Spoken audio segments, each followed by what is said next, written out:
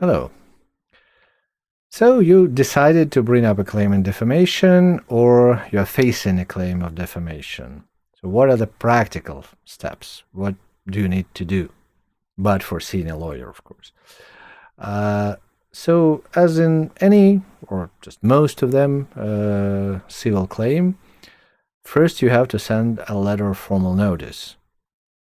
This is a letter where you explain the facts, indicate your position, saying that you were offended, saying like what happened and why were you particularly offended because of that, why you think it was defamation, what are your arguments. Sometimes that letter of formal notice resembles the court application, actually, because if you think that your position is very strong and you think that the other party before answering would show your letter of formal notice to his or her lawyer, you make up those arguments just to show the other party that it would be faster, simpler, and easier to get to some kind of an agreement in negotiations and not even go to court. So the letter of formal notice is not just a simple formality. Sometimes it's like show of your strength, saying that, well, these are my arguments and you better go to some kind of agreement with me. You better provide me that compensation. That would be easier for you. Well, it's not the words, it's the arguments that matter in that descriptive part of the letter of formal notice. Sometimes it's very short, depends on how do you want to approach it, but usually a good letter of formal notice explain the story, explain the arguments, explain the extent of the damage, and what do you ask for. Like, remove the information, issue an apology, I don't know, issue a refuting statement, pay $5,000, I don't know, or something like that. And when do you expect the answer? It might be one time limit, like, and you do all that within 1 week or 2 weeks. There might be 2 time limits. Respond to us in a week or 2 weeks, and do this, and this within like 3 weeks, a month, for example, depending on what's the reasonable time limit. Because if it's some kind of news source with a publications period like once a month, and the next one will be just in 3 weeks, it would be unreasonable to ask that they publish something within 2 weeks. They won't be even able to. So the reasonableness is the key here. And even if you want to ask for something to be done within 24 hours, sometimes it's not really possible. And then if you claim in court that they did not cooperate, well, the judge might see the claim itself, the request itself, not so reasonable to obtain cooperation within this short time limit. So giving a time limit is also not a simple formality. It should be thought through. Then, if the letter of formal notice was well made with all the good arguments, and if it was reasonable, and if the other party is reasonable, then you proceed with negotiations, either directly with the other party, or if you hired a lawyer, the other party hired a lawyer, then lawyers proceed with negotiations, and you approve or disapprove. And well, if you disapprove, there will be no negotiations. So usually you just give instructions and see what's going on. But sometimes it's just a very sensible matter. It makes you very much emotional. So it might be a better idea to delegate negotiations to somebody else. Not exactly a lawyer. You can even ask your relative. That would be informal, but still negotiations, right? So negotiations don't have like formal limits. You can negotiate via phone, you can negotiate via emails, you can negotiate on a beach if you prefer, or in a restaurant, whatever, as long as you can reach an agreement regarding your requests, of course. If it doesn't help, if there is no progress in that, even if you try to negotiate through like formal means, like a mediator, for example, very often it's a good idea, actually, if you both trust some particular mediator, and you can ask that person to see more or less independently and try to balance both interests. Because mediator is not a judge. Mediator cannot impose his or her decision. Mediator can only try to bring you up to some like common ground. You might even hire an arbitrator who is closer to the judge in the sense that arbitrator might make a decision. But again, very often you can later go to the court anyways. So it depends on how much do you value those negotiations. Sometimes you both think that you will have further relationship and that it's just a simple mishap and you want to make it over, both saving faces, and then going to mediator or an arbitrator might be a very good idea.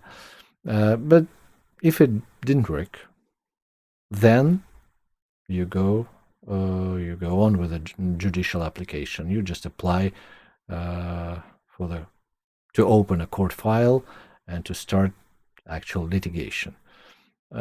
Most of the time, that's not a good idea. Most of the time, even your lawyer will try to encourage you to proceed with negotiations, because litigation is a costly thing, litigation is a lengthy thing, litigation is a thing where nothing is guaranteed, and there are many situations where you simply rely on a chance.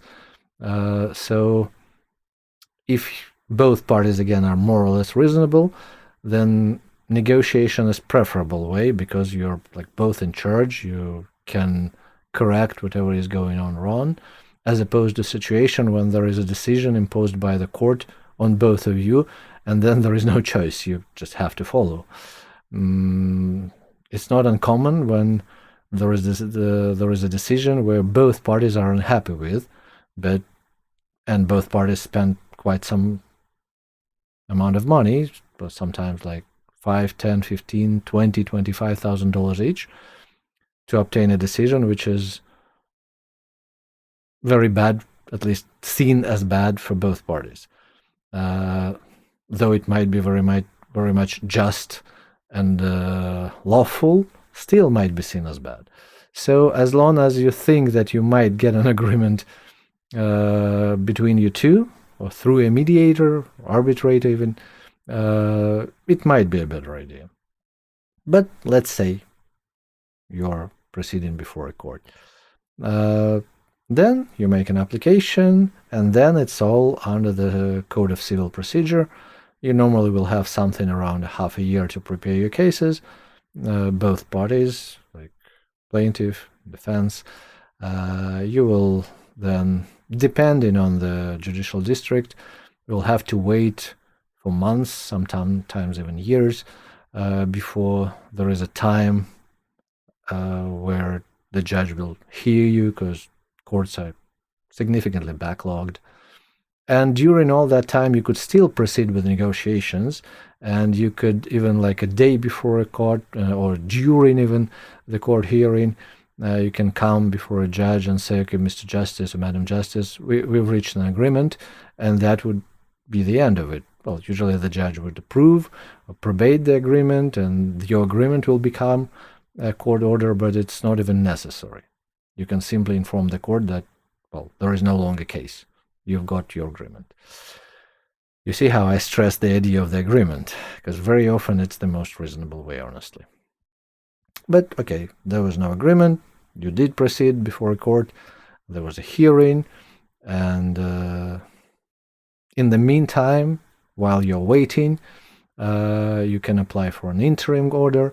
For example, as we said, everybody knows that the actual hearing will happen in a year or maybe later, and what's going on in between. So you can ask the court, if you are the plaintiff, to order the other party in the meantime, for the time, just remove the information and refrain from proceeding with those publications. The court might prohibit further discussion of the topic publicly for both parties for some time. The court might even bring up some provisional costs, but that would be an interim decision. So at the end of the story, the court might approve those measures or might remove them. It depends on the situation. But sometimes, when the damage is here and it's kind of without any doubt it's going on, and waiting until the hearing would multiply the damage significantly, the court might see it your way and just stop it for now and then see how it's going. When that happens, again, very often, as far as I know, I cannot say for every judge, of course, but from what I know, at least many judges are expecting that the parties would proceed with negotiations and will not bother the court with a final hearing, that the parties would understand what's going on and just get to some reasonable agreement. Again, agreement. Agreement is preferable. If not, then eventually there will be a final judgment, and depending on the judgment, the defamation would be confirmed and the compensation will be ordered or not. Well, sometimes there might be even the counterclaim. So if in your claim for defamation you bring up some facts or information which are defamatory towards the other party might bring up a cross-application and defamation against you, sometimes like honestly in good faith, sometimes simply to put some pressure on you to bring you up to negotiations and for the agreement. Those are like tactical decisions already. If you only think that your actions might end up in a claim and defamation, again, it's a good idea to not only to verify your facts, but to collect and save proof that you actually diligently verified your facts, that you considered the public interest in spreading that information. Again, it's not enough to do that. If you think of a possible court hearing, it's important to collect proof, documentary proof that you actually did that. Some emails, text messages, business notes, reports, expert reports, accounting reports, whatever you can have, and save as your future defense might make your life much easier later on. If you're not sure again what to collect or what to do, consult a lawyer. And in any case, however the urge to make it strong and emotional, choose your words carefully. That probably will pay up later on. To sum up, the legal sources which you can consult if you want on your own. Here are some articles of the Civil Code, Quebec Charter, and some case law you might be interested in reading if you would prefer so. Thank you for listening the whole story, and see you next time. Goodbye.